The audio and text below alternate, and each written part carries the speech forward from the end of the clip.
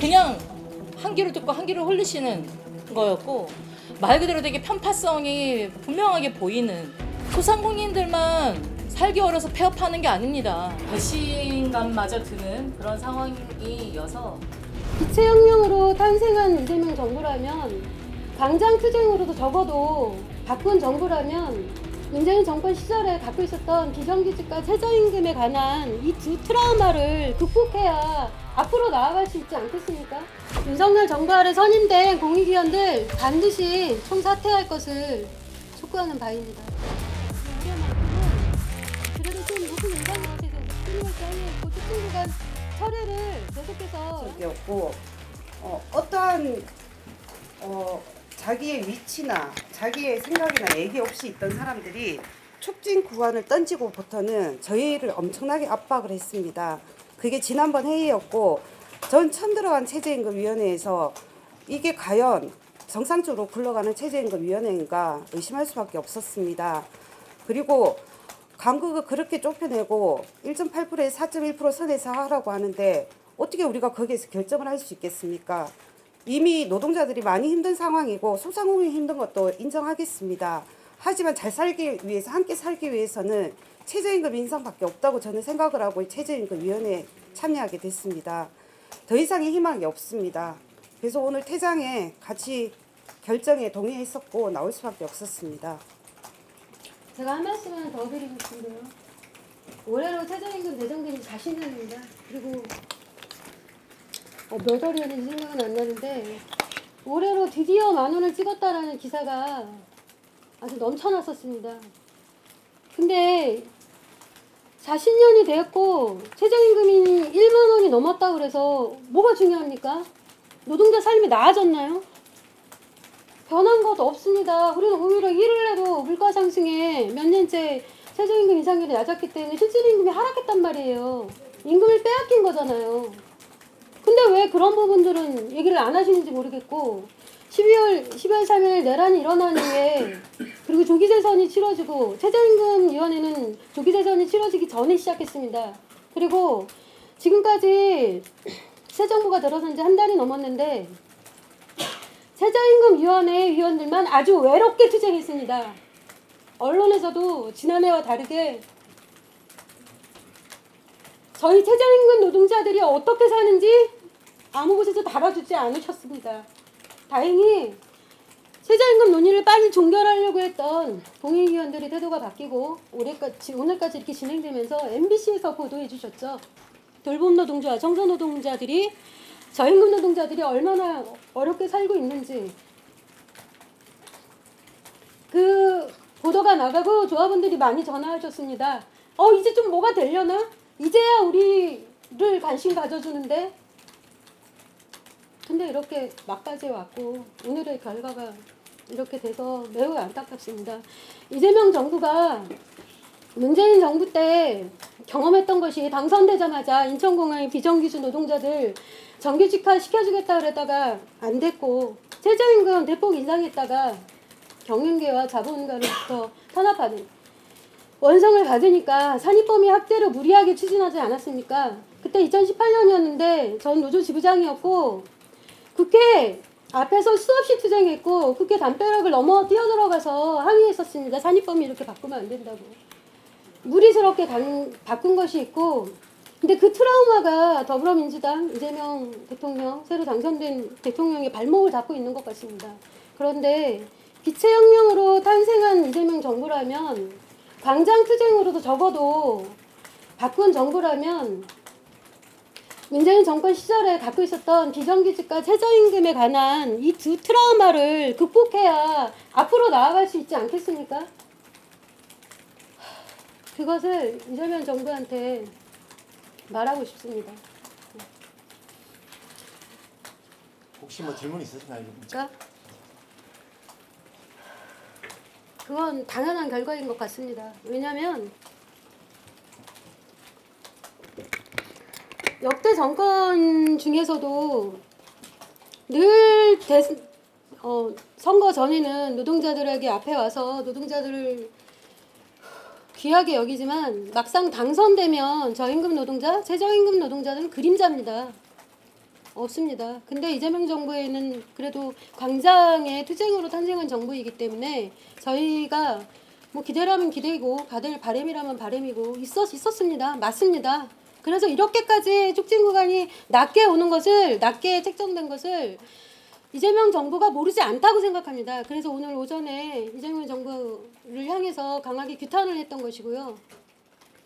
이것이 총파업에 있어서 당연히 영향을 줄 수밖에 없습니다. 왜냐하면 많은 부분을 다 헤아려주고 품으면서 왜 노동자 문제만 이렇게 야박하게 박하게 구는 것입니까? 이재명 정부조차. 어쩌면 이재명 정부 당선되고 노동 지표를 확인할 수 있는 것 아니겠습니까? 노동 정책을 어떻게 가져갈 것인지를 이 저임금 노동자들에 대한 최저임금을 어떻게 임하느냐로 사실은 저희는 볼 수밖에 없는 거죠.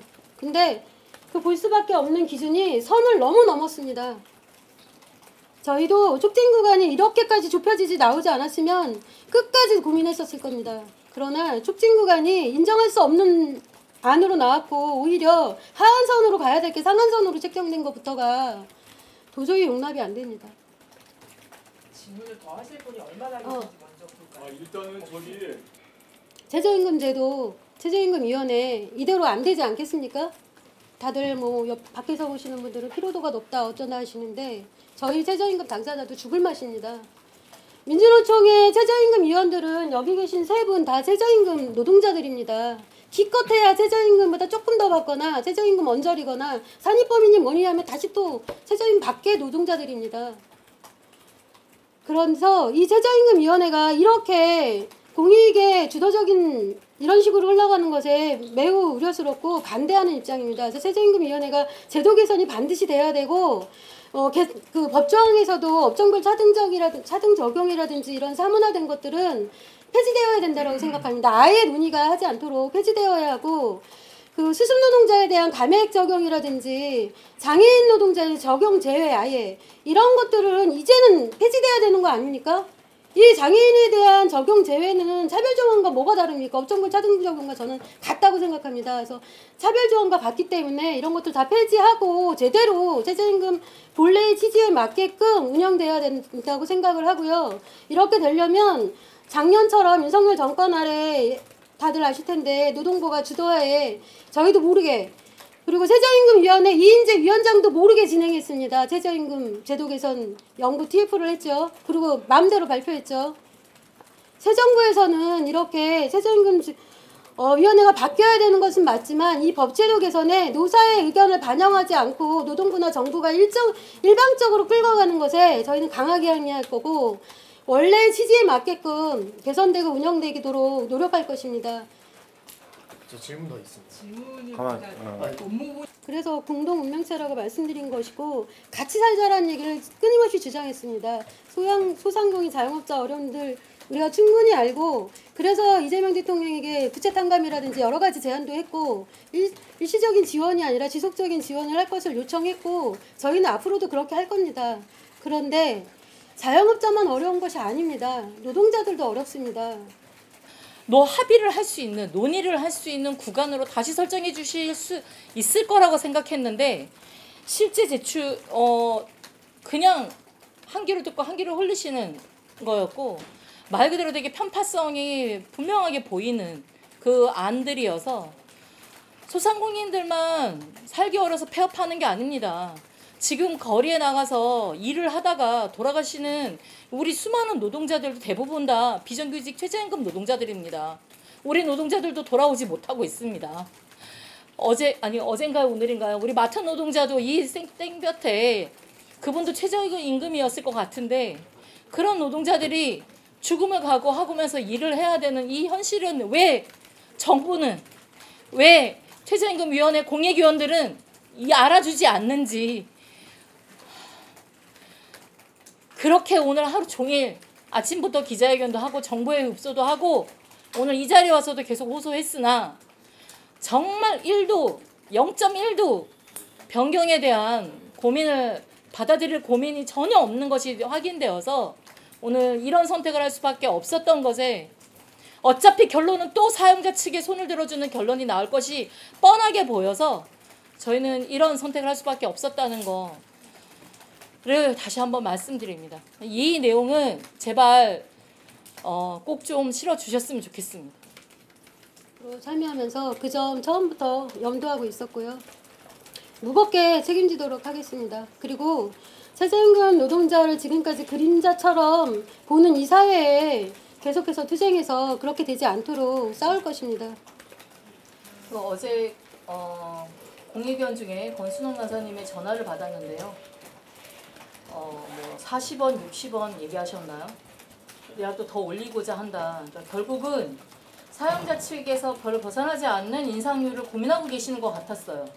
그래서 실은 오늘 저희가 또 강력하게 항의하고 이런 과정에서 그런 입장, 노동자들에 대한 마음을 좀 만져주는 그런 게 고려가 될 수 있을까라는 저는 솔직히 희망을 갖고 왔는데 만나서 면담까지 하는 과정에서는 실은 그런 태도가 아니라 이미 짜여놓은 뭔가가 있는 것 같고 그 선에서 그냥 합의 보실 것 같아서 실은 더 있어도 그냥 그 정도 수준에서 합의되지 않을까라는 그런 마음까지도 실은 들었습니다. 솔직히 배신감마저 드는 그런 상황이어서 실은 저희가 이 선택하는 과정이 저희 내에서도 되게 많은 어려움, 특히 저는 말 그대로 우리는 최고임금이 노동자들이잖아요.